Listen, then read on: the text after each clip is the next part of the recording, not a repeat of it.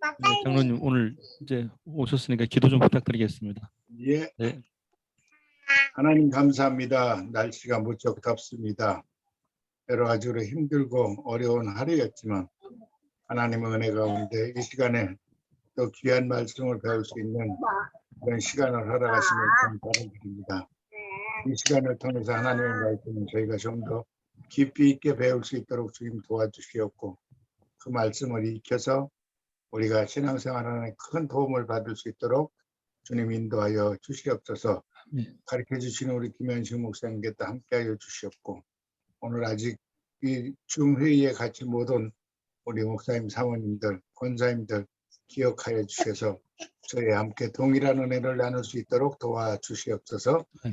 시종을 주님께 맡기오며 감사하고 예수님의 이름으로 기도하였사옵나이다. 아멘.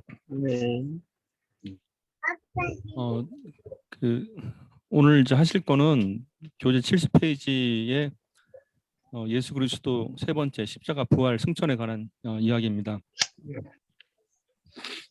이제 보시는 것에 있어서 사실 저희가 이 성경 교재를 보는 거는 이제 말 그대로 목적이 그거죠. 성경을 가깝게 하기 위해서 하는 게 목적입니다. 그래서 제가 근간에 제가 이단 사역을 같이 하면서 이렇게 옛날부터 들었던 단어가 하나 있었습니다. 그게 뭔가 하니 신천지 같은 경우는 성경적이라는 얘기를 많이 해요. 성경적 이렇게 얘기하고, 그리고 감리교도 성경적 구원의 길이라는 또 그 설교가 있습니다. 똑같은 성경적이라는 말을 쓰는데 차이가 나타납니다. 원래 이제 성경적이라고 얘기할 때는 성경을 갖다 썼기 때문에 성경적이 아니에요. 말 자체가.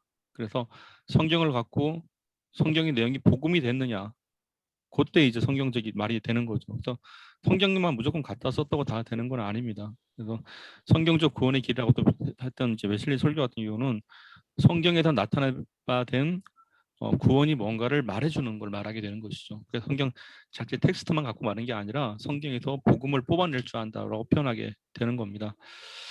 그래서 사실 이제 신앙을 정의할 때 가장 좋은 거는 우리가 성경대로 됐다라고 말을 해줘야 되는데, 그렇다면 성경적은 당연히 성경에 말한 바들의 구원처럼 됐다라고 말하는 게 있어야겠죠. 자, 아무튼 이런 입장에서 저희가 좀 봤으면 좋겠는데, 오늘 예수 그리스도의 세 번째, 장순례 전사님. 예, 안녕하세요. 네, 얼굴 안 보여요. 얼굴이 안 나와요. 네네, 한번 조절해 보시죠. 조금 기다리겠습니다. 예수 그리스도 세 번째 십자가 부활 승천에 대한 얘기인데 보겠습니다. 내용을 잠깐 저희가 같이 볼게요. 기독교 신앙에서 말하는 구원은 오직 예수 그리스도를 믿는 믿음으로 이루어집니다라고 되어 있는데, 여기 구원은 돼 있고 오직 예수 그리스도를 믿는 믿음으로 이루어진다 되어 있죠. 밑줄짝 긋이고, 이걸 제 전문적인 용어로는, 신학적인 용어로는 이신칭의라고 합니다. 이신칭의인데 이제 한자로 그렇게 쓰게 되죠. 이제 오직 이 믿을 신자에 칭하다, 그리고 의료를 잊자 썼는데 이렇게 보시면 돼요.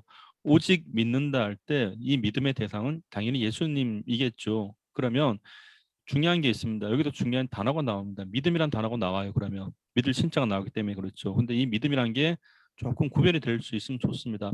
일반적으로 우리가 믿음이라 생각할 때, 정의될 때는 예수 믿습니까? 라고 말을 할 때 내가 믿는다 말을 많이들 썼었어요. 근데 그건 정확한 표현이 아닙니다.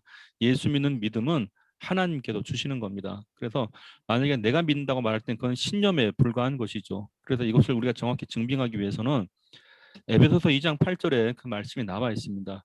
너희가 그 은혜로 인하여 믿음으로 말미암아 구원을 얻었나니 이것이 너희에게서 난 것이 아니요 하나님의 선물이라라고 하였습니다. 그렇기 때문에 이 믿음은 사람에게 생산되는 것이 아니라 하나님으로부터 부여받는 것이 되겠습니다. 그래서 우리가 예수 믿는 믿음이라 말할 때 예수 믿는 믿음을 하나님이 주신다 또는 주셨다라고 말하게 되는 것이죠. 그래서 우리가 오직 예수 그리스도를 믿음으로 구원은 이루어진다 이 말을 할 때 이 구원의 핵심인 대상은 예수님이에요. 그리고 이 조건은 믿음입니다. 이 조건의 믿음은 하나님이 주시는 거죠. 자, 그렇다면 하나님은 이 믿음을 누구에게 주시는가라는 얘기예요. 원래는 모든 사람이 구원받기를 원하시기 때문에 모든 사람에게 주시기를 원하신다는 얘기입니다. 근데 이 믿음은 놀랍게도 구하는 자에게 주십니다. 알아서 주신다는 얘기가 아니죠. 로마서 5장에 보면 이렇게 되어 있습니다. 믿음은 들음에서 나며 들음은 그리스도의 말씀이라고 되어 있죠. 그러면 믿음의 통로가 역할을 한 게 바로 예수님의 은혜의 수단, 그러니까 우리의 은혜 수단 가운데 하나가 바로 말씀이었습니다. 그래서 말씀은 이 말씀을 들을 때, 그리스도의 말씀을 들을 때 하나님이 믿음을 주신다는 것이 있다는 사실입니다. 그래서 중요한 거는 이 믿음을 하나님께서 주시는데 구하는 자에게 주시며 또한 그 통로 가운데 우리가 그리스도의 말씀이 있다는 걸 알게 됩니다. 따라서 기독교 신앙에서 말하는 이 구원은 오직 믿음, 하나님이 주시는 믿음을 우리가 얻었을 때 의롭다 칭함받는다라고 되는 겁니다. 원래 이 칭의, 의롭다가 칭함받는다는 얘기는 너의 죄를 더 이상 묻지 않겠다라는 뜻입니다. 그러니까 죄사함이 대한 얘기예요. 그래서 칭의는 죄사함이 된 자에게 붙여지는 겁니다. 그래서 우리가 죄를 사함받았다라는 얘기는 동시에 칭의가 됐다는 걸 얘기하게 되는 겁니다. 만약에 죄는 사해졌는데 칭의 된 게 없다. 그건 말이 안 되는 소리입니다. 칭의는 죄 사함을 됐다는 걸 증빙하는 겁니다. 놀랍게도 우리가 또한 칭의라는 말을 할 때는 어떤 일이 벌어지는 거 아니 하나님의 관계가 회복이 됐다고 말하게 되는 겁니다. 그래서 관계 회복을 갖고 칭의라 말하는 거예요. 그래서 하나님과 내 관계가 이제 예수 믿기 전만 하더라도 이 사람의 관계는 하나님의 진노의 대상, 곧 죄인의 모습이었는데 죄사함을 받고 나니까 이제 하나님의 총의 사랑의 대상이 됐다고 말하면서 또한 동시에 하나님의 자녀가 됐다는 것을 말하게 주는 단어입니다. 그래서 성경에서 이 의롭게 됐다라고 말할 때는 죄사함, 하나님의 자녀가 됐다가 다 같은 의미로 사용하시는 게 좋습니다. 한때 우리가 오해했던 게 죄사함과 칭의를 두 개로 봤단 말이에요. 그렇지 않습니다. 두 개는 물론 가능은 해요, 사실은. 그런데 실제 나타난 현상은 증빙은 똑같은 얘기입니다. 죄사함 됐기 때문에 의롭게 된 거예요. 자, 하나님께서 그렇게 여겨주겠다는 얘기죠. 그래서 이걸 다른 말로 관계적 변화라 말한 겁니다. 하나님과 나와의 관계가 변화됐다. 그걸 다른 말로 죄사함, 칭의라고 말하게 되고요. 그리고 동시에 이 사람이 새롭게 태어난 게 된 거잖아요. 그렇게 되면 하나님의 자녀로 새롭게 태어난 걸 갖고 성경에서는 거듭났다 또는 이 사람이 의롭게 됐다, 거듭났다, 하나님의 자녀가 됐다 같은 얘기입니다, 다들. 그래서 전문적인 용어로 칭의라는 이 이후에 나타나는 현상이 내가 다시 태어나다, 신생, 새롭게 태어나다, 거듭나게 됐다, 중생, 신생, 중생, 거듭났다, 하나님의 자녀가 됐다는 얘기는 같은 얘기입니다. 또한 역시. 그러면 하나님의 자녀가 됐는데 이 사람은 새롭게 태어났잖아요. 그럼 새롭게 태어났으면 당연히 성장이 돼야겠죠. 성장이 된다라고 말할 때 이 사람이 어디까지 가는 거 아니? 예수 그리스도의 장성분량까지 가게 되는 겁니다. 변화예요. 새롭게 변화되는 건데 성장이 된다. 이걸 다른 말로 변화된다. 성화라 말하는 겁니다. 새롭게 변화가 된다는 뜻이죠. 그리스도의 장성분량까지. 자, 이때는 어떻게 될까요? 내적인 변화가 일어나겠죠. 그래서 이걸 다른 말로 실질적 변화라 말하게 되는 겁니다. 그래서 칭의는 관계적 변화라 말하게 되고 성화는 실질적 변화라 그래요. 내 안에 새롭게 변화되는 믿음이 주어진다는 걸 말하게 되는 겁니다. 우리가 지난번에 말씀드렸듯이 로마서 1장 17절도 그런 얘기입니다. 기록된 바 오직 의인은 믿음으로 말미암아 살리라 함과 같으니라 이 말씀이 있었잖아요. 자, 그렇다면 이때 기억나시죠? 의인은 예수 믿고 거듭난 사람을 말하게 되는 겁니다. 자, 중요한 거 이때 예수 믿고 거듭난 사람들은 이제부터 믿음으로 살아가는 거예요. 잠시만요. 제가 뭐 좀 소리가 잠깐 들려서 죄송합니다. 어디 더 이상한 얘기가 들리네. 됐습니다. 죄송합니다. 그래서 이 그 구원에서 가장 중요하게 여기는 단어가 몇 개가 나와요. 그래서 이제 여기서는 이제 예수를 믿는 믿음으로 구원은 예수 믿는 믿음으로 이루어집니다라고 말할 때 이 구원에 대한 핵심이란 게 바로 이런 단어들입니다.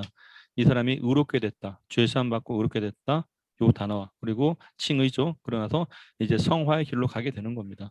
옛날에 이런 것들을 많이 이제 설명하지 않았을 때는 예수 믿었으면 됐다 이렇게 끝나 버렸던 거예요. 많이 헷갈렸었는데 참고 좀 하나 더 말씀드리면 회심과 회개는 다른 단어입니다. 회개는 믿기 전에도 우리가 회개를 해요. 믿은 이후에도 회개를 할 수 있고. 근데 회심은 일생일대 사실은 딱 한 번입니다. 회심이라는 단어는 내가 예수님을 믿게 됐다는 사건을 말하게 되는 겁니다. 그래서 이 회심은 내가 또한 다시 태어나게 됐다. 하나님의 자녀가 됐다. 예수님을 영접하게 됐다. 그걸 다른 말로 회심의 사건이라 말하게 되는 것이죠. 자, 이렇게 해서 오늘 이제 먼저 이 한 주를 정리를 했습니다. 구원은 오직 예수 그리스도를 믿는 믿음으로 이루어진다라고 되어 있죠. 그래서 이걸 다른 말로 표현하면 이신칭의라고 말하게 됩니다. 최진호 목사님 반갑습니다. 안녕하세요. 들리시나요? 늦었습니다. 네. 자, 그래서 오늘 70페이지 첫 번째 줄을 지금 하고 있습니다. 구원은 오직 예수 그리스도를 믿는 믿음으로 이루어집니다. 그래서 이 믿음에 대한 개념 정리, 이걸 한마디로 표현하면 이신칭의라고 말을 한다고 그랬었죠. 그래서 다시 정리할게요. 이신 오직 예수 그리스도를 믿는 믿음으로 칭의 의롭게 됐다, 구원을 받았다라고 표현하게 되는 겁니다. 자, 그렇다면 이 칭의 사건은 뭐라 그랬었죠? 칭의는 하나님과의 관계적 변화. 옛날에는 내가 이제 죄의 종로로 살다가 이제는 하나님의 자녀가 됐었다 말하는 관계가 변했다는 걸 얘기하게 되고, 칭의 이후부터 이 사람은 이제 거듭나게 되는 거죠. 중생, 신생, 거듭남, 하나님의 자녀가 됐다. 그때 이때부터는 이들에게 나타난 현상이 성화의 삶을 살기 시작하는 겁니다. 원래 이 성화란 이 말은 사실 우리 모두에게 해당되는 얘기예요. 근데 이 성화를 다루지 않으니까 내가 예수 믿었다 거기서 멈춰버렸단 말입니다. 대체적으로 그게 좋은 게 아닙니다. 성경에서 말하는 것은 이 성화는 예수 믿는 믿음이 계속 지속적으로 그에게 부여됨으로 인해서 계속 변화되는 겁니다. 그래서 하나님 안에서 예수 믿는 사람들은 늘 새롭게 되는 거예요.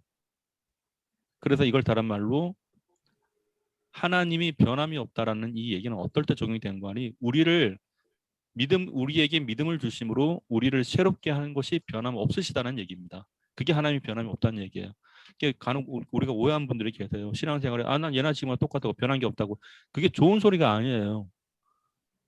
애가 태어났는데 신생아로 태어났는데 얘가 자라지 않아요. 똑같이 있습니다. 예를 들어서. 그게 정상이 아니죠. 그래서 성경에서 말하는 것은 거듭난 사람들은 계속 변화가 되게 되어 있습니다. 새롭게. 어디까지? 그리스도의 장성한 분량까지라는 얘기입니다. 그래서 하나님의 구원의 역사는 예수 그리스도의 장성한 분량까지예요. 이걸 다른 말로 성화의 모든 삶엔 구원까지, 그게 구원의 영역입니다. 엄밀히 말하면 구원의 시작과 구원의 끝은요. 정리하겠습니다. 구원의 시작은 인간의 양심부터 시작이 됩니다.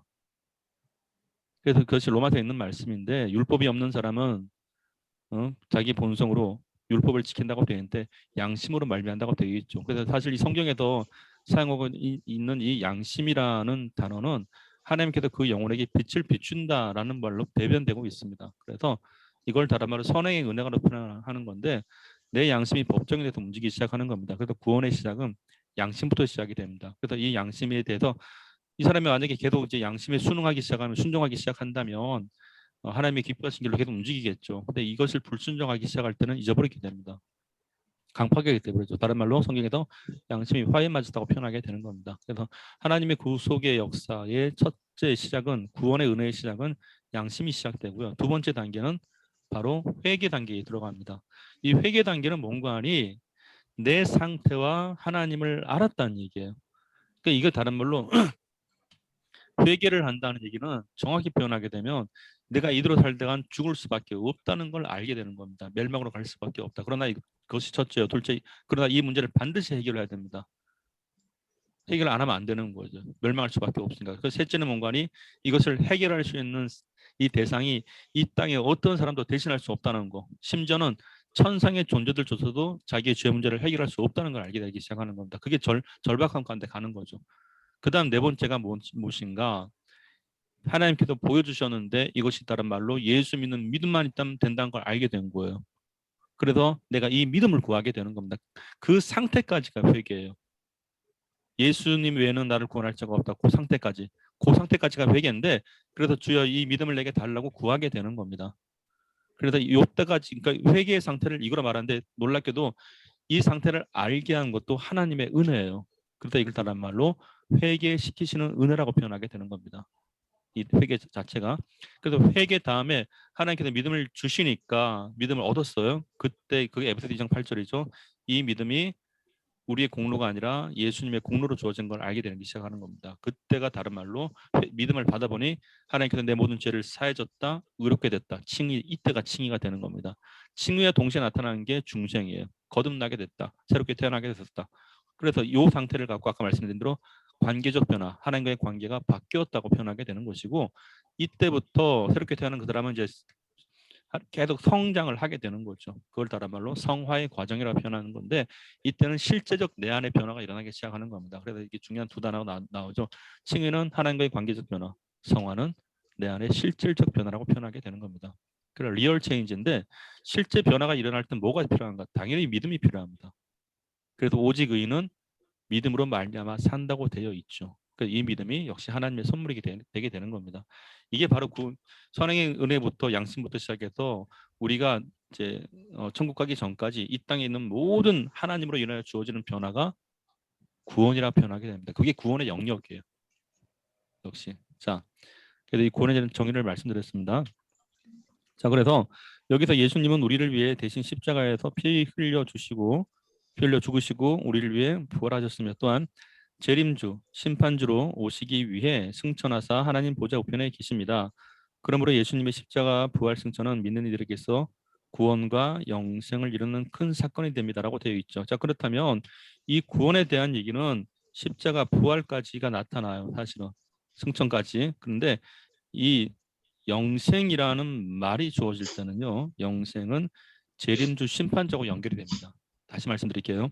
예수님의 십자가 부활 승천은 우리의 구원과 상관이 있는 사안입니다. 그리고 재림주 심판주는 영생과 상관이 있는 부분이에요. 영역이. 이 두 개를 구별하면 좋습니다. 왜냐? 예수님의 십자가와 부활은 우리를 위해 하신 겁니다. 우리의 구원을 위해서. 우리가 대신 죽을 수밖에 없는 것을 예수님께서 대신 죽으신 거죠. 그게 십자가 사건이에요. 우리를 대신해 죽으셨다. 그래서 그 예수님이 3일 동안 옥에 있는 영들에게 전파했다는 그 표현이 있었는데 고린도서 베드로서 그거 나오는데 그런데 이 예수님은 죄가 없으신 분이에요. 그래서 무덤이 예수님을 가두지 못하는 겁니다. 죄가 없다는 게 증거된 거죠. 3일 만에 부활하셨는데 사도행전에서는 이렇게 표현합니다. 예수님의 죽으심이 우리를 위해 죽으신 거고 예수님의 부활이 우리를 위해 부활하셨다고 나왔단 말이에요. 그래서 그 예수님을 믿을 때 근데 그 예수님이 너의 죄로 인하여 죽으셨고 그 예수님이 너를 위해 부활하셨다. 이렇게 되는 겁니다. 그래서 이 십자가와 부활은 우리의 구원과 직결적인 문제인데 오늘 중요한 거 그렇다면 승천은 뭐냐 말이죠. 보통 우리가 십자가 부활을 많이 하셨잖아요. 근데 승천은 이미 예수님께서 십자가 사건 전에 다 말씀해 주셨어요. 자, 첫째 예수님의 승천에 대한 첫 번째 얘기는 어디서부터 나타나는 거 아니?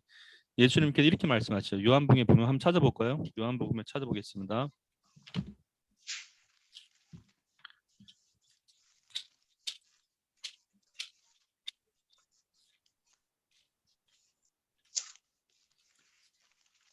자,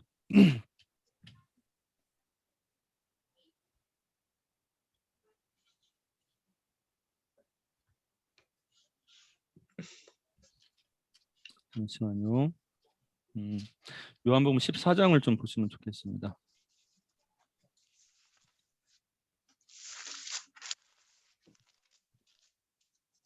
잠시만 기다려 주십시오.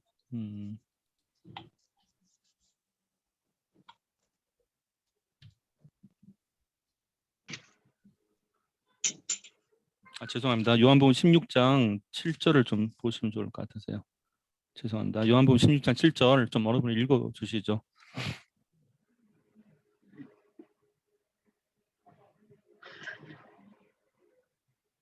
그러나 내가 너희에게 실상을 말하노니 내가 떠나는 것이 너희에게 유익이라. 내가 떠나가지 아니하면 보혜사가 너희에게로 오시지 아니할 것이요 가면 내가 그를 너희에게로 보내리니. 아멘. 이렇게 돼 있죠. 그러면 예수님이 승천을 하셔야지 보혜사가 오게 되는 거예요. 떠나야지만이. 그러니까 예수님이 승천하신 이유는 첫째 우리에게 보혜사를 주시게 돼 그렇게 하신 겁니다. 그래서 이 보혜사가 내가 너에게 말한 모든 것을 생각나게 하겠다라고 말씀하시는데 그것이 요한복음 14장 16절과 17절에 나와 있습니다. 자, 읽어드릴게요. 요한복음 14장 16절 17절 내가 아버지께 구하겠으니 그가 또 다른 보혜사를 너에게 주사 영원토록 너희와 함께 있게 하시리니 저는 진리의 영이라 이렇게 되어 있죠. 그죠? 자, 그리고 나서 14장 26절과 26절 읽을게요. 보혜사 곧 아버지께서 내 이름으로 보내실 성령 그가 너에게 모든 것을 가르치시고 내가 너에게 말한 모든 것을 생각나게 하시라 되어 있죠. 그러면 성령님은 우리 가운데 진리 영으로 오시고 우리에게 말씀을 가르쳐 주시고 예수님의 말씀을 생각나게 하게 되는 겁니다. 근데 이 성령님은 예수님이 승천하셔야지만이 오게 되는 거죠. 그러니까 그래서 예수님의 승천은 첫째 보혜사 성령과 상관이 있구나라고 우리가 알 수 있게 되는 겁니다. 자, 둘째 로마서 8장 34절을 보겠습니다. 오늘 이 승천에 대한 것도 함께 보는 게 좋을 것 같아요. 로마서 8장 34절 말씀입니다. 찾으셨으면 한번 어느 분 좀 부탁드리겠습니다.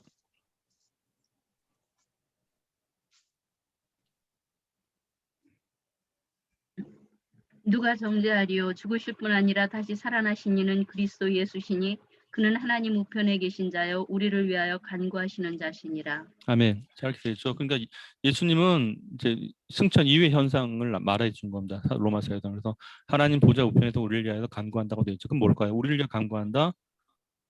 이 땅에서 우리가 사역할 때 예수님께서 우리를 위해 또한 간구하신 장면이죠. 역시 우리를 위하여 간구한 것 되니까 우리를 위하여. 그러니까 이것은 승천 이후에 예수님께서 하시고 계신 일입니다. 그리고 또 하나 보게 되면 예수께서 하신 말씀이 있었습니다. 요한복음 14장 2절과 3절 말씀입니다. 요한복음 14장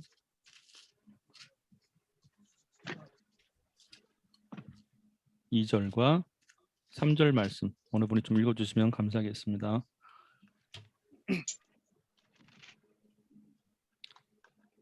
내 아버지 집에 거할 것이 많도다. 그렇지 않으면 너에게 일렀으리라. 내가 너희를 위하여 거처를 예비하러 가노니 가서 너희를 위하여 거처를 예비하면 내가 다시 와서 너희를 내게로 영접하여 나 있는 곳에 너희도 있게 하리라. 아멘. 그렇죠. 아멘. 그렇다면 이 성경에서 예수님께서 미리 말씀하신 장면이기도 합니다.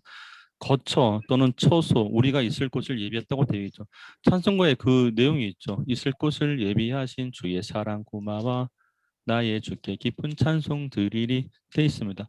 성경에서 말하고 있는 바 바로 이겁니다. 예수님의 승천은 이처럼 세 가지로 정리를 할 수 있습니다. 다시 한번 정리하면 우리를 위해 성령을 보내주시기 위해서 승천하신 것이고, 그리고 우리의 사역을 위해서 이 땅에 우리가 살아가는 이 삶에 대해서 예수님의 중보, 우리를 위한 중보가 있기 때문이고, 셋째는 우리를 위한 처소를 예배로 가셨다는 겁니다. 승천 이렇게 중요한 겁니다. 그래서 예수님께서 그냥 가신 게 아닌 거죠. 자, 이처럼 저희가 보도록 하겠습니다. 그래서 오늘 우리가 이 세 가지를 계속 보고 있는 건데, 제가 승천을 먼저 말씀드렸습니다. 먼저 십자가 이제 보도록 하겠습니다. 첫째 십자가 사건은 모든 인간이 예외 없이 치러야 할 죄의 대가를 예수님께서 대신 지불하신 사건입니다. 죄의 삭은 사망이기에 예수님은 그 죄값으로 십자가를 대신 지셨습니다. 자, 요거 답을 한번 달아볼게요. 죄의 삭은 사망이요.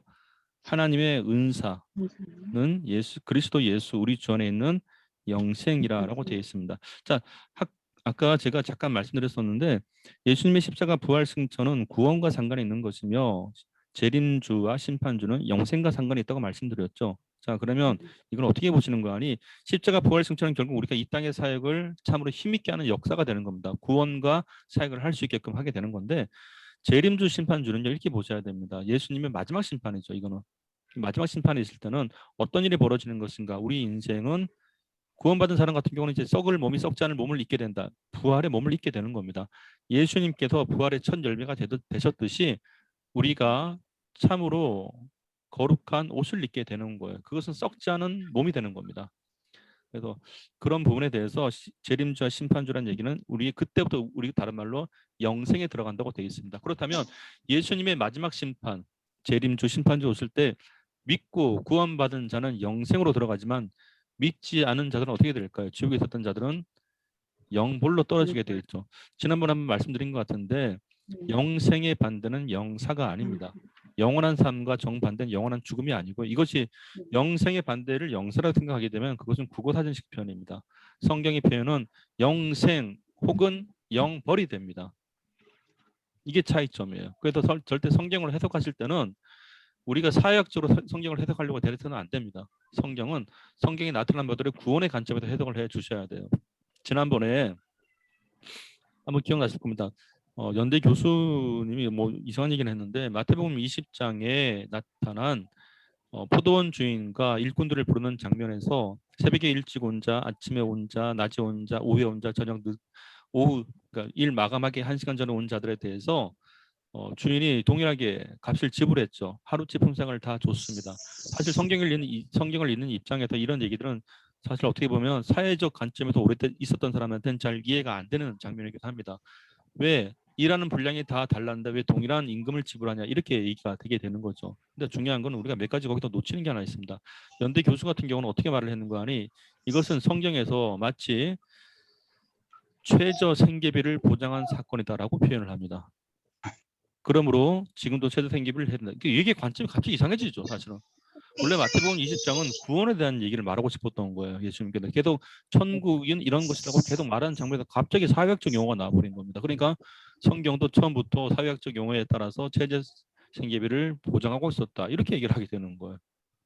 뭔가 느낌이 이상하지 않습니까? 성경이 말하고자 하는 의도와 자기가 말하는 의도를 갖고 성경을 갖다 쓰는 건 다른 문제예요. 성경은 구원에 대한 얘기입니다. 자, 그렇다면 성경이 불공정한 결과를 가져왔는 건가? 그 장면에서 마태복음 20장에 절대 그렇지 않습니다. 주인이 했던 말이 있죠. 주인은 새벽에 일찍 온 사람에게 약속을 했습니다. 그래서 그의 약속에 맞게 지불을 했죠. 임금 지불을 했습니다. 하루치 품삯을 줬습니다. 자, 근데 늦게 온 사람들 보니까 늦게 온 사람이 만약에 그들의 일한 분량을 갖고 그들에게 임금을 지불하면 하루를 못 살죠, 당연히.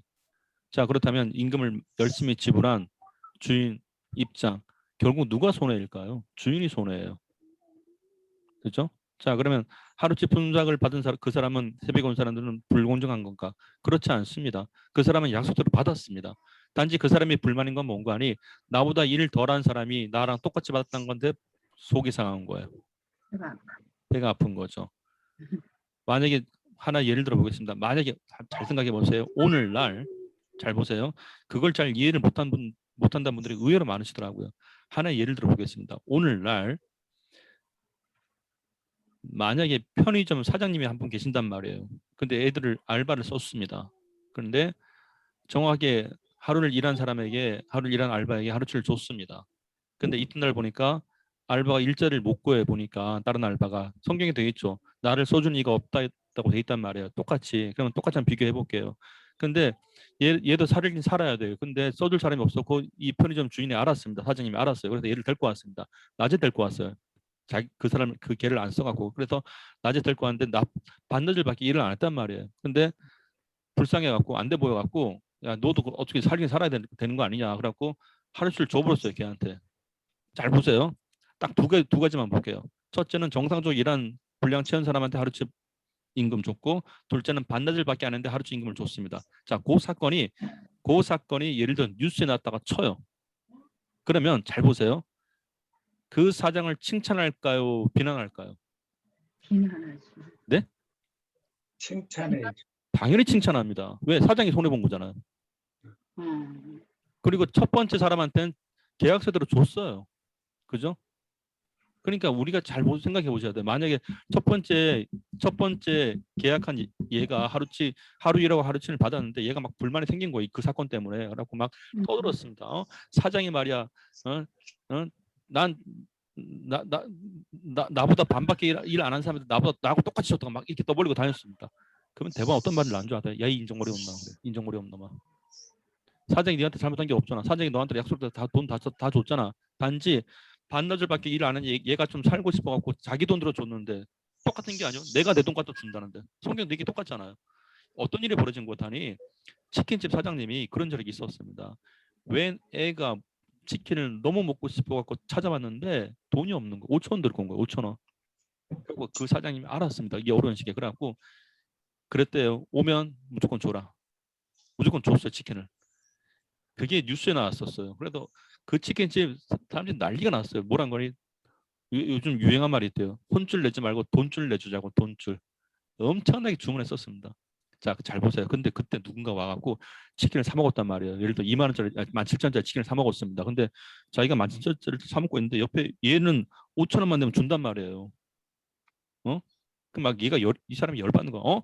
나는 17,000원 다 내고 먹는데 얘는 왜 5,000원한테 다 주냐고. 막 그걸 막 사회적으로 그냥 불공정하다 이게 뭐라 할까요? 당연히 뭐라 합니다. 야, 이 인정머리 없나마. 안 그럴 것 같습니까? 그건 이해가 되잖아요. 그건 이해가 되는데 마태복음 20장 이해 못하잖아요. 왜 마태복음 20장 이해 못하는가? 간단합니다. 그 안에 숨긴 이기적 사건, 이기적 마음 때문에 그런 거예요. 진짜 손해 본 거는 주인이 불공정한 게 아니에요. 그거는 주인이 불공정한 게 아니고 주인이 배려한 겁니다. 그냥 자기 손해 보면서까지 하나님이 구원을 우리 가운데 그렇게 하신다는 얘기예요. 그러니까 먼저 믿은 자가 구원받게 된 거는 하나님께서 약속을 지켜주신 거고, 나중 믿은 자가 구원받은 것은 하나님께 배려를 해주신 거예요. 정말 어떻게 보자면. 근데 엄밀히 말하면 먼저 믿은 자도 그들의 선택이 아니었죠. 주인이 선택해 준 거죠. 같은 얘기 아닙니까? 근데 마태복음 20장을 갖고 그게 왜 자꾸 이상한 오류가 발생하는 거니, 딱 한마디로 표현은 그거예요. 주인의 배려를 법으로 제도화시키자는 얘기입니다. 이게 상당히 위험한 얘기예요. 만약 이 편의점 점주가 반나절밖에 일 안 하는 애를 하루 줬단 말이에요. 근데 뭐란 줄 아십니까? 예를 들어서 야, 이건 법으로 제도화해야 돼. 이게 최저생계비가 최저생계비를 주는 방식이야. 이렇게 말하면 나의 선심을 법으로 제도하자 그러면 좋겠습니까? 아니란 말이에요. 절대. 성경을 자꾸 이상하게 해석할 게 근간에 되게 많아졌습니다. 가만히 보니까. 그래서 성경이 나타내고자 하는 것을 우리가 전해준 게 제일 좋습니다. 그렇게 해야 되죠. 자, 그래서 아까 다시 볼게요. 십자가 사건에 대한 답은 다 다르셨죠? 죄의 삭선 사망이요 하나님의 은사는 그리스도 예수 우리 주 안에 있는 영생이라고 되어 있는데, 은사란 뜻이 뭘까요? 은사란 말을 이제 물론 이제 그 단어적으로 풀이하게 되면 카리스마라고 표현하게 됩니다. 카리스마가 뭘까요? 사실 은사란 얘기는 하나님이 은혜를 내게 주셨다라는 얘기예요. 은혜는 줄사자입니다. 부여하다. 근데 하나님이 은혜로 우리에게 주셨다. 은혜를 주셨다는 얘기가 뭔가 아니, 은혜는 인간의 공로가 없다는 얘기입니다. 하나님 편에서 오는 사랑이에요. 이거는. 그래서 하나님의 은사는 그리스도 예수 우리 주 안에 영생이라고 달리 표현하게 되면, 하나님께서 우리를 사랑하시는 증거를 예수님을 통한 영생으로 주셨다고 표현하게 되는 겁니다. 그러니까 하나님의 사랑은 우리가 예수님을 통해서만 알 수 있습니다. 그리고 하나님의 사랑이 예수를 통하여 우리에게 확증됐다고 성경 고백하고 있죠. 자, 바로 그런 장면들입니다. 성경을 좀 한 군데 좀 읽어드리겠습니다. 로마서 5장 8절 말씀인데, 로마서 5장 8절 한번 읽어주시죠. 최 목사님, 네, 로마서 5장 8절 말씀 부탁드립니다.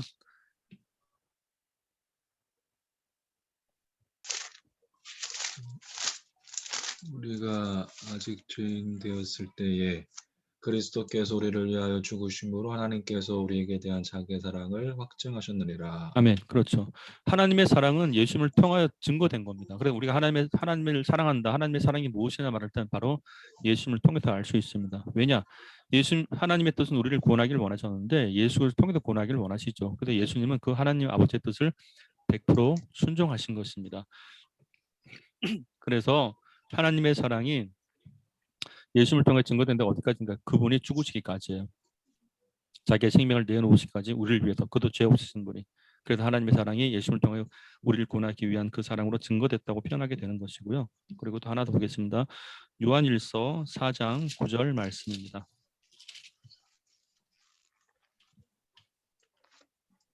요한일서 4장 9절 같이 좀 보겠습니다. 다시 한번 읽어주시면 감사하겠습니다. 요한일서 4장 9절. 하나님의 사랑이 우리에게 이렇게 나타난 바 되었으니 하나님이 자기의 독생자를 세상에 보내심은 그로 말미암아 우리를 살리려 하심이라. 아멘. 자, 똑같죠? 하나님의 사랑이 이렇게 나타났다고 되게 되는 겁니다. 그래서 우리가 간혹가다 이런 뭐 간단한 얘기가 있어요. 하나님이 사랑이시지만 사랑이 하나님은 아니죠.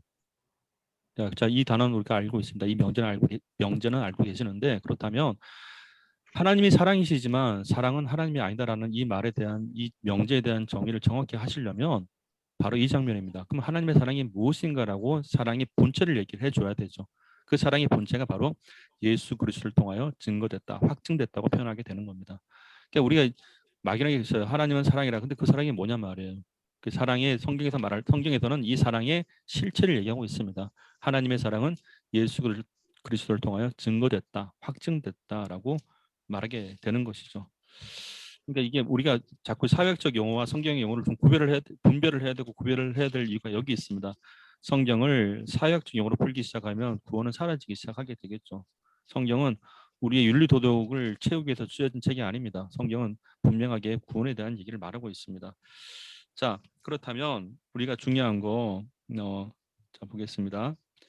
밑에 볼게요. 죄의 그림자 안에서 고통당하는 사람 교재 70페이지입니다. 중간에 죄의 그림자 안에서 고통당하는 사람들을 구원할 수 있는 길은 그 죄의 값을 치른 것밖에 없습니다. 주님의 피 흘린 십자가 죽음은 우리를 죄에서 속량하신 사건이며 또한 온전한 하나님의 은혜가 됩니다. 라고 되어 있죠. 자, 그렇다면 성경에서 이처럼 이제 예수 그리스도를 믿고 구원을 받고 살아가는 우리의 인생에게 나타난 현상이 하나 있습니다. 우리 교회에서 보면 이런 얘기 많이 있죠. 일 많이 해야 된다고. 그래서 어떤 얘기가 있는 거 아니 우리가 부끄러운 고난 당하지 말자고. 그래서 일할 때 기회 있을 때나 주의 일을 열심히 하자고 그런 얘기 많이 하시죠. 물론 이제 우리가 알고는 있습니다. 여기서 말하는 이 주의 일이라고 구원과 상관된 주의 일을 말할 때는 당연히 영혼 구원에 대한 얘기입니다. 사실은. 그러면 타인을 위한 영혼 구원도 물론 하나님의 일이에요. 근데 성경에서 말할 때 우리 자신에 대한 구원의 일도 하나님의 일로 소개하고 있습니다. 놀랍게도. 자, 그 얘기는 우리가 하나님의 일을 합니다라고 말할 때 하나 좀 중심은 잡고 있는 게 좋죠. 성경에서 뭐라 말하는가? 하나님의 일은 예수 그리스도를 믿는 것입니다. 자, 그 얘기는 요한복음 6장 28절과 29절에 있습니다. 이것이 하나님의 일인데 요한복음 6장 28절과 29절 한번 좀 읽어 주시죠.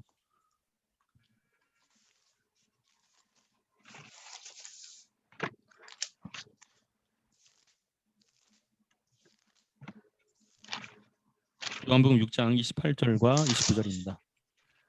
그들이 묻되 우리가 어떻게 하여야 하나님의 일을 하오리까? 예수께서 대답하여 이르시되 하나님께서 보내신 이를 믿는 것이 하나님의 일이니라 하시니. 그겁니다. 바로 하나님의 보내신 자에겐 바로 예수님을 말하게 되는 것이죠. 그래 우리가 하나님의 일을 한다고 할 때 믿음에 관련된 달리 표현하게 되면 예수를 믿는 일에 대해서 구하고 찾고 두드리는 것입니다. 이거 하나님의 일입니다.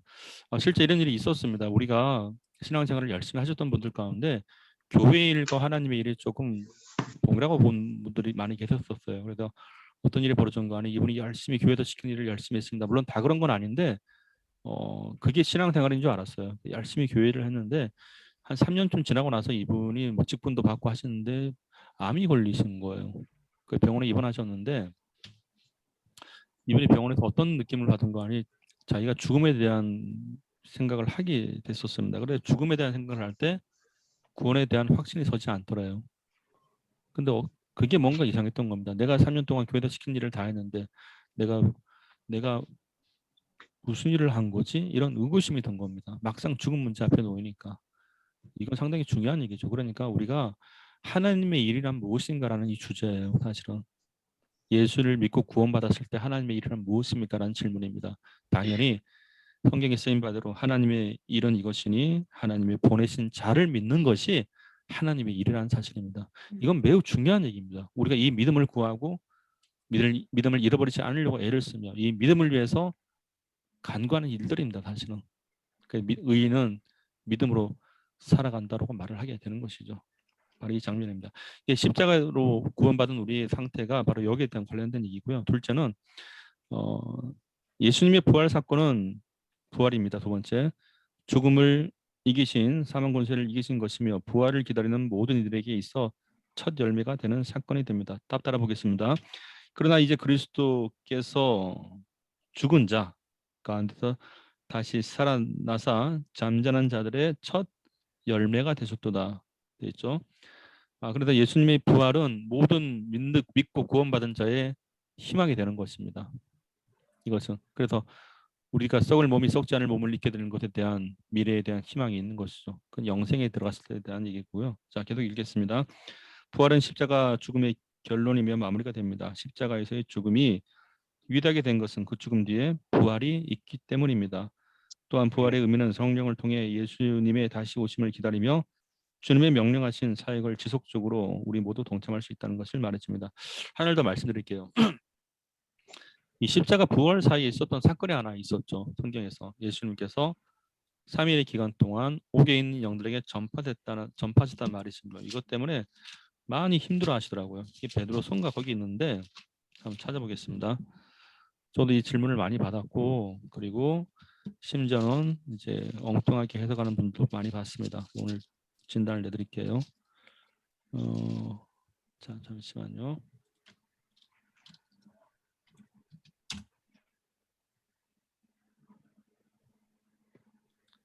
십자가 부활 사이에 있었던 사건인데 찾아드리겠습니다. 잠시만요.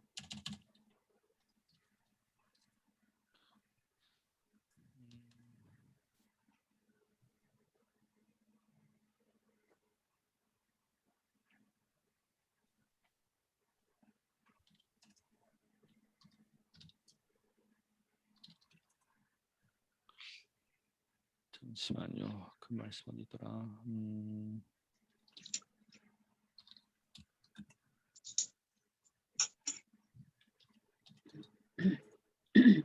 이게 이렇게 있겠다. 잠시만요.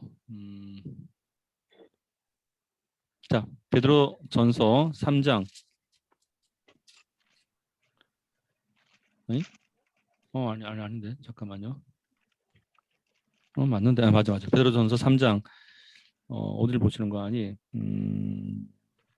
18절부터 보시면 될 것 같아요. 자, 18절부터 20절까지인데 읽어드리겠습니다. 이거는 그리스도께서도 한번 죄를 위하여 죽으사 의인으로서 불의한 자를 대신하셨으니 이는 우리를 하나님 앞으로 인도하려 하심이라.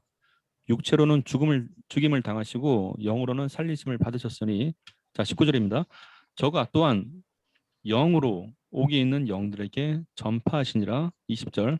그들은 전에 노아의 날 방주 예배할 동안 하나님이 오래 참고 기다리실 때에 순종치 아니하던 자들이라. 방주에서 물론 말미암아 구원을 얻은 자가 몇 명뿐이니 겨우 8명이라. 이렇게 되어 있죠.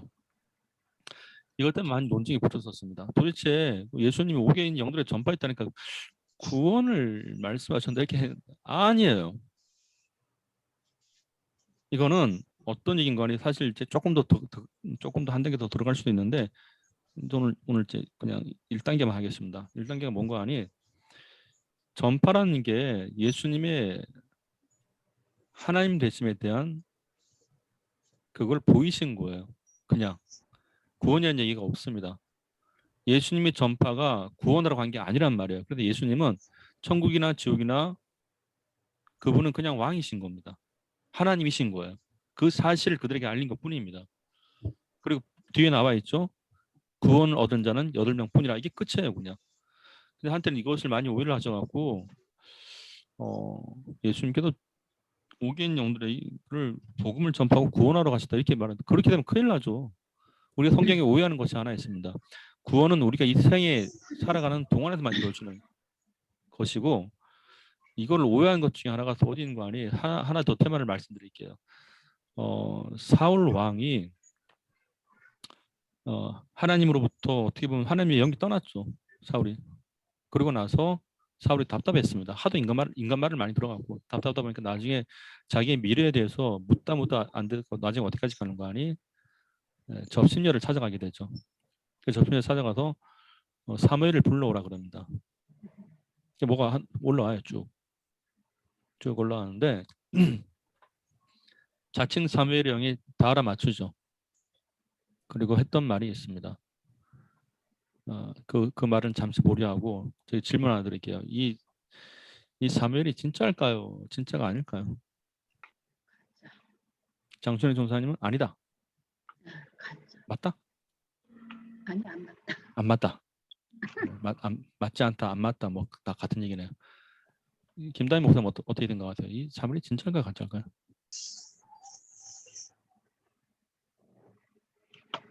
저는 그 성경 말씀 자체에 보면은 사무엘이다라고 하는 게 아니라 그냥 그 접신한 여자가 그냥 표현을 하잖아요. 이렇게 표현을. 그래서 저는 그냥 사무엘은 아닌데 문제가 이게 사무엘이 아니면은 악령이라고 보기에도 악령이 그 얘기를 하고 이게 저도 조금 여러 가지 그 주장이 있어서 그냥 보편적으로 그 정도로만 보지 딱 하나로 못 보겠더라고요. 뭐 맞다 아니다 말할 수 없다. 사무엘은 아닌 것 같은데 사무엘 아닌 것 같다. 그렇다고 이게 이게 천사인지 악마인지 뭐 이런 것까지는 모르겠다. 오케이. 예. 알겠습니다. 자, 장로님 어떠신가요? 이게 진짜일까요? 가짜일까요? 있는 것 같아요. 뭐 전 전문적으로 배우진 않았지만 네. 성경이 그냥 쓰여 있는 그대로 사무엘 같다. 네. 오케이, 알겠습니다. 우리 최 목사님 어떻게 생각하세요? 사무엘이 아니다. 아니다. 그럼 이제 중리 쪽 답변 하나, 또 사무엘이 아니다 둘, 또 맞다의 하나. 뭐 상당히 답이 골고루하는 네 분임에도 불구하고 답이 골고루 정말 좋은 현상입니다.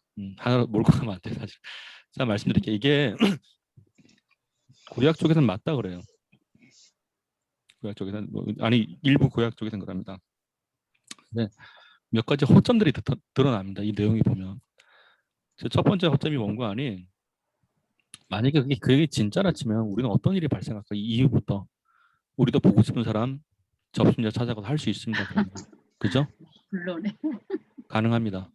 그래서 내가 보고 싶은 할머니, 할아버지, 어머니, 아버지 성경에 돼 있잖아요. 접신자 찾아가고 만났잖아요. 어쨌든 간에 난 너무 보고 싶어요.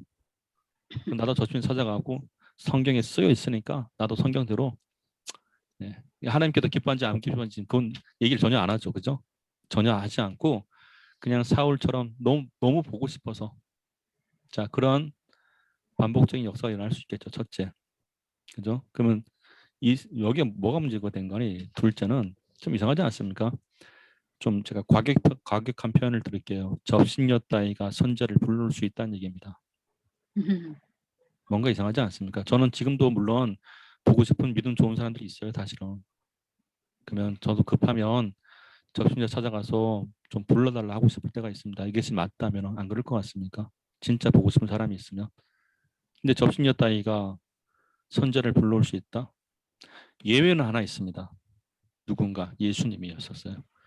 예수님이 변화산에서 모세와 엘리야 더불어 삼자 대면을 하시죠. 왜 가능한가? 그분은 하나님이시기 때문에 가능한 겁니다. 예수님이 하는 거를 접신자가 한다? 그건 문제가 생겨요. 자, 첫 번째 사안이 바로 이런 사안입니다. 둘째, 이 자칭 사무엘이라고 올랐던 이것이 얘기를 다 해요. 그렇죠? 하나님께서 너 버리셨는데 너 왜 나 찾아왔냐 이렇게 말한단 말입니다. 자, 근데 문제가 생겨. 뭐라 말한 거 아니? 내일 이맘때쯤 너와 네 자식들은 나하고 함께 있을 거라 그렇게 얘기하죠. 자, 바로 이 부분이에요.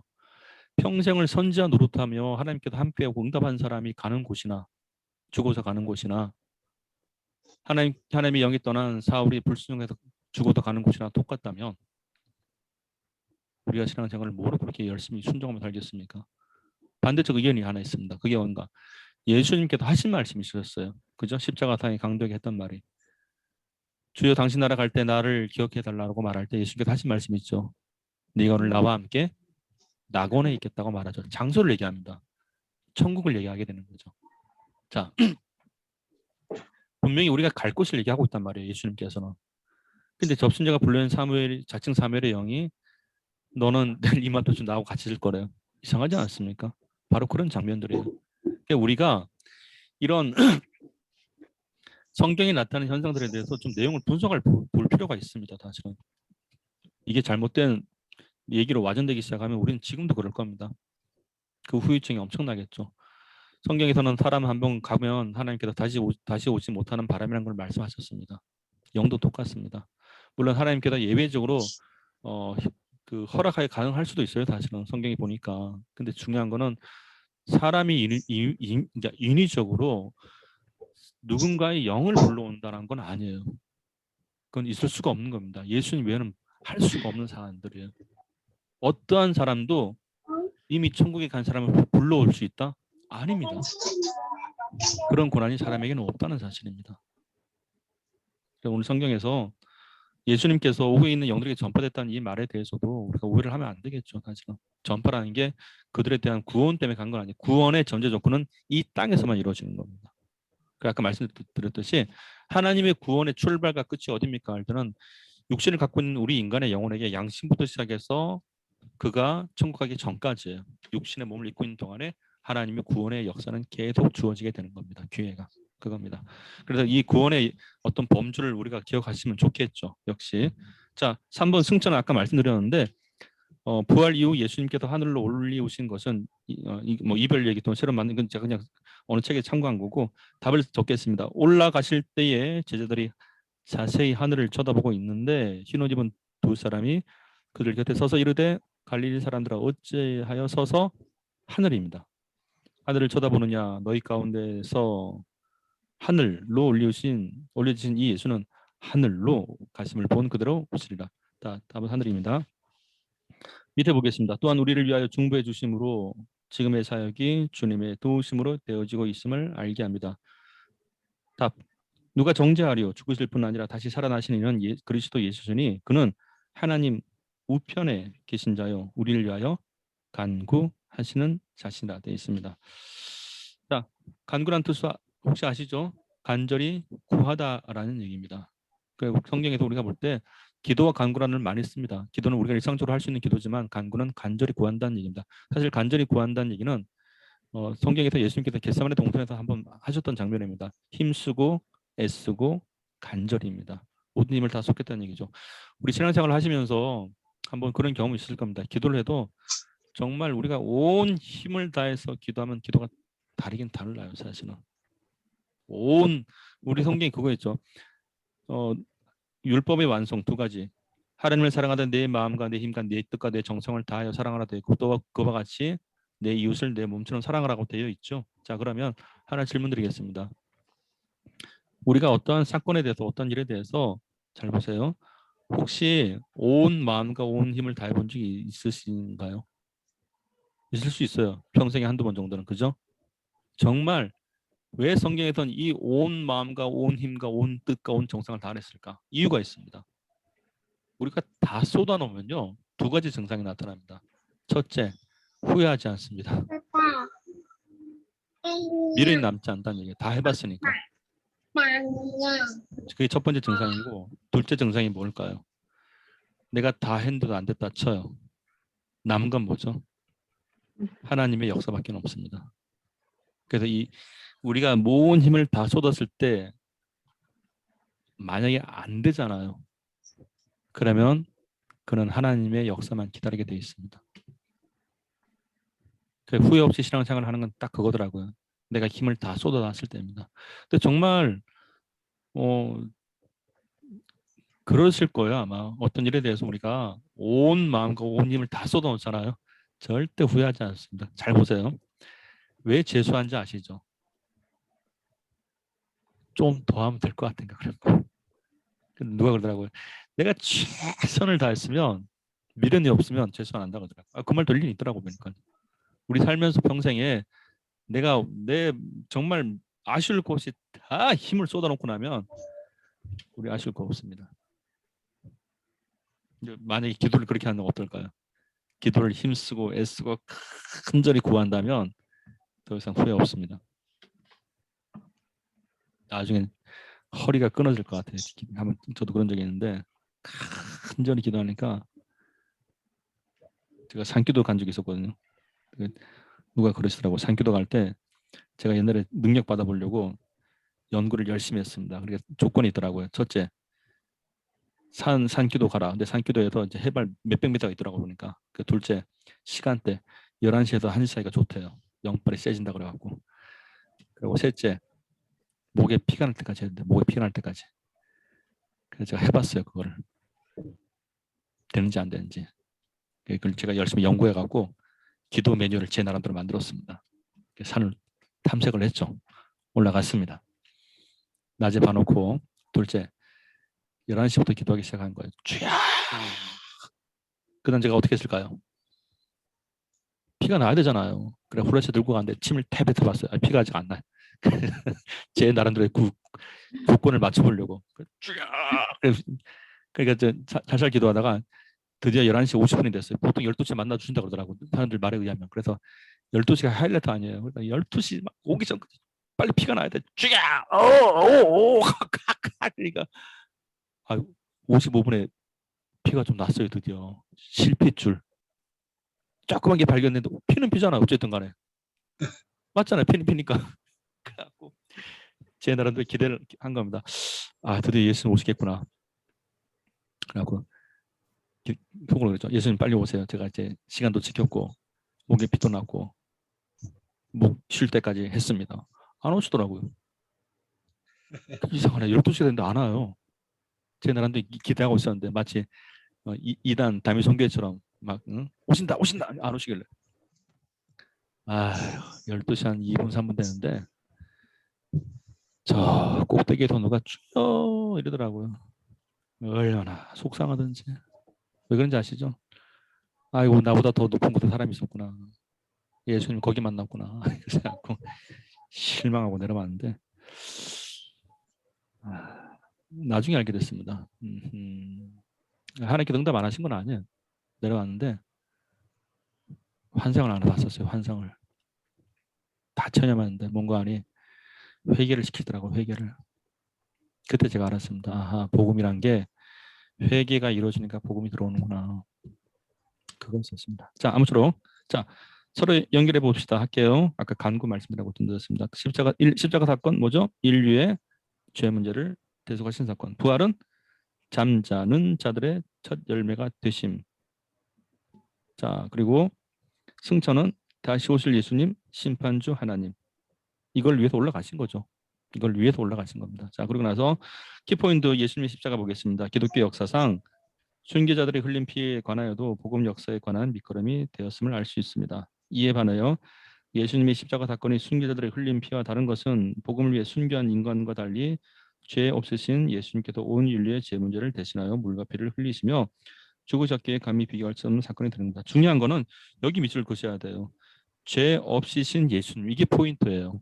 왜냐하면 간혹 그런 분들이 계세요.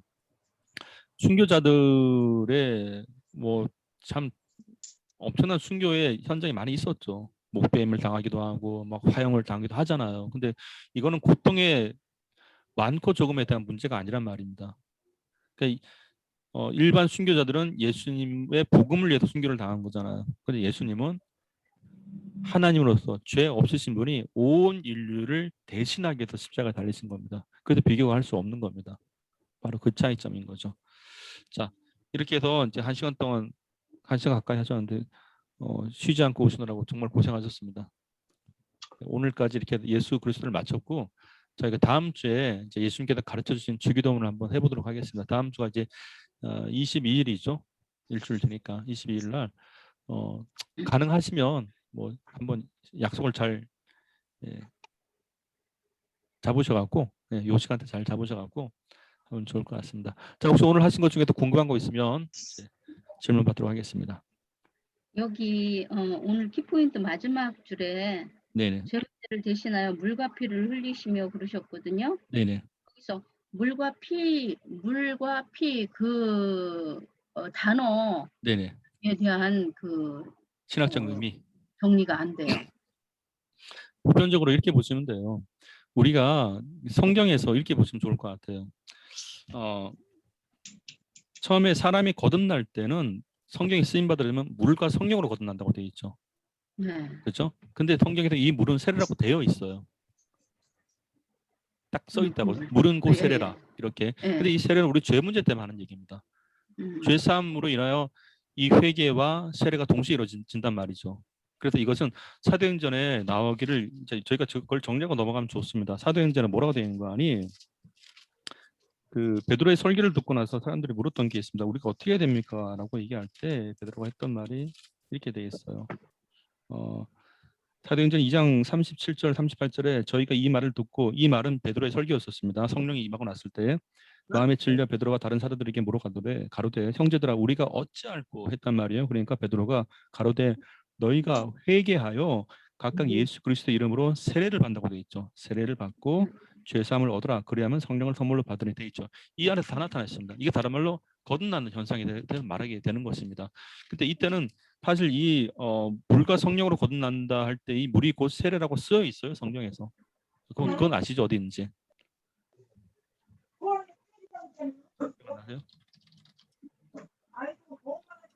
자, 베드로 전서 3장 21절에 있습니다. 베드로 전서 3장 21절에 보시면요. 물은 곧 예수 그리스도의 부활하심으로 말미암아 이제 너희를 구원하는 편이 곧 세례라. 육체의 더러운 것을 제하여 버림이 아니요 오직 선한 양심이 하나님을 향하여 찾아가는 것이라 되어 있죠. 물은 곧 세례라고 되어 있습니다. 이처럼.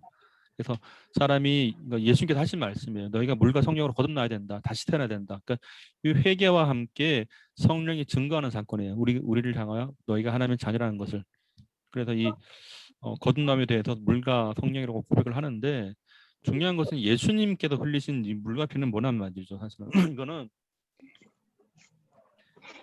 예수님께서 우리를 위하여 이 모든 것을 아끼지 않았다라고만 정리를 하신 게 좋아요. 왜냐하면 여기서 만약에 예수님의 피는 뭐를 의미한다, 예수님의 물은 뭐를 의미한다 이렇게 많이 가기 시작하게 되면 비유적 사건이 나타나게 되고 이때는 유비적 해석이 될 수밖에 없습니다. 그러면 성경의 구원이 조금 더 흐려질 수밖에 없어요. 단지 우리를 위해서 자신의 모든 물과 피를 다 쏟으셨다라는 겁니다. 아낌없이. 그렇게 봐야 되는 거죠. 성경에서 예수님께서 흘리신 물은 뭐더라고 기명된 게 없습니다. 아, 저기죠. 그런데 거듭남에 대해서 물은 기명이 되어 있습니다. 물은 곧 세례라고. 그 사건이에요. 그러니까 우리가 이제 성경 단어를 해석할 때 되도록이면 성경에서 기명된 거는 우리가 말해줘야죠 사실은. 근데 기명 안 된 거를 우리가 쓸 수는 없는 입장을 가진 게 좋죠. 쓰지 말아야 되는 사건입니다. 그래서 단지 자신의 근데 하나 말씀드릴게요. 이게 제가 좀 조심스러운 얘기긴 한데 예수님의 3대 액체가 있어요. 3대 액체. 우리를 위해 흘리신 거. 첫째는 피예요. 피. 우리의 죄사함을 위해서 흘리신 피. 둘째는 땀이에요. 땀. 우리를 위해 기도하셨잖아요. 겟세마네 동산에서. 그래서 마치 땀방울이 핏방울처럼 되더라. 땀이 피가 됐다는 얘기가 아니에요. 그거는 땀이 마치 피가 흐르듯이 흘렀다고 표현하게 되는 겁니다. 성경 보면 첫째는 피요, 둘째는 땀이요, 셋째가 뭘까요? 눈물입니다. 우리를 위해서 슬퍼하시다는 얘기, 우리의 믿음을 위해서. 그래서 예수님의 3대 액체라 표현할 때는 피, 땀, 눈물이 핵심이에요. 근데 제가 좀 안타까웠던 게 물도 안 나와. BTS 노래 그게 있더라고요. 피, 땀, 눈물이라고. BTS 노래에 피, 땀, 눈물이 있습니다. 그게 초기 노래인데 그 비디오 영상을 보면 놀라실 겁니다. 아마. 영상이 있어요. 유튜브에. 피, 땀, 눈물이라고. 제가 처음엔 약간 놀라서 설마 했는데 사실 이 피, 땀, 눈물이라는 것은 기독교에 있어서 예수님의 3대 귀한 액체란 말이에요. 우리를 위해 구원하기 위해 흘리신 거예요. 피, 땀, 눈물이. 근데 그게 어떻게 비디오에다 나오지? 뮤직비디오에? 그게 복음의 메시지가 아니더라고요. 보니까. 당연히 아니죠. 근데 제목이 피, 땀, 눈물이에요. 뭘 얘기하겠습니까? 저는 그래도 조금 조심스러워요. 그 음악이. 그냥 영예가 있다고 보지는 않아요. 한번 나중에 유튜브 한번 보십시오. 그게 우연이겠습니까? 피땀 눈물이.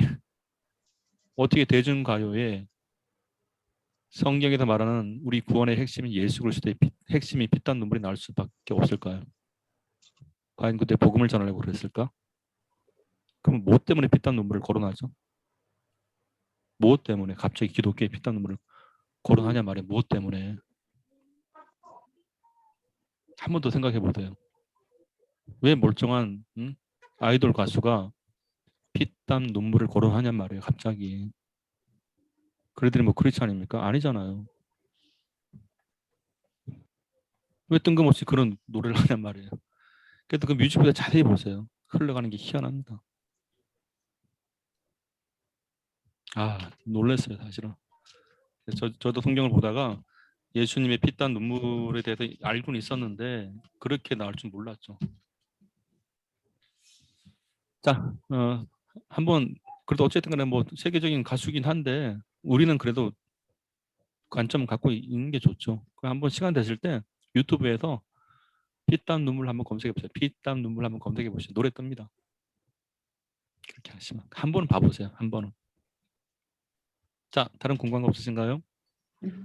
네, 감사합니다. 그러면 오늘 제가 이게 녹화한 거는 이렇게 또 유튜브에 올려놓고 단톡에 올려놓겠습니다. 다음 주 이제 주기도문 하고 마치도록 하는데 강의를 좀 주기도문 한다는 거죠. 그리고 자 오늘 아까 기도를 장로님 해주셨는데 장로님 마무리 기도 추천을 부탁드리겠습니다. 또 추천 하라고요? 추천해 주세요. 아주 저기 홍일점 홍일점 알겠습니다. 장순애 전사님 기도 부탁드리겠습니다.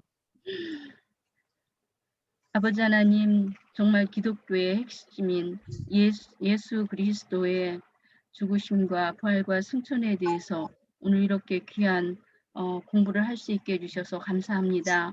우리가 막연히 이것에 대해서 많이 듣고 아는 것처럼 착각하고 있지만 구체적인 개념 정리가 잘 되지 않는 가운데 알고 있었던 부분들이 많았는데 오늘 목사님 통해서 자세히 개념도 정리하고 또 알지 못했던 것들을 새롭게 깨닫게 해주시니 감사합니다. 배운 것들을 우리의 삶 속에서 나의 삶에 먼저 잘 적용하고 그리고 전할 때도 정확히 전하는 저희들 모두가 되게 하여 주시옵소서. 다음에 만날 때까지 우리 한 사람 한 사람의 각자의 삶의 자리에서 지켜주시고 보호하여 주시기를 간절히 원하며 늘 바쁜 우리 김현식 목사님 피곤치 않도록 붙들어 주시옵기를 간절히 원하며 예수님의 이름으로 기도하옵나이다. 아멘. 네. 감사합니다. 수고하셨고요. 다음 주에 뵙도록 하겠습니다.